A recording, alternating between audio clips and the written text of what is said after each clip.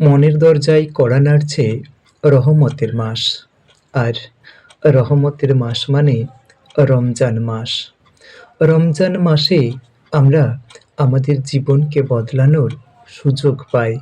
আর সামনের এই রোজা মাস, সামনের এই রহমতের মাস মানে রাগকে কমানো, নফসকে শক্ত করে ধরা, আর জীবনকে বদলে নেবার একটা সুযোগকে পূর্ণাঙ্গভাবে ব্যবহার করা। রোজা কেবলমাত্র আমাদের পেটের নয়, রোজা চোখের, রোজা জিহ্বার, রোজা কর্ণের বা কানের।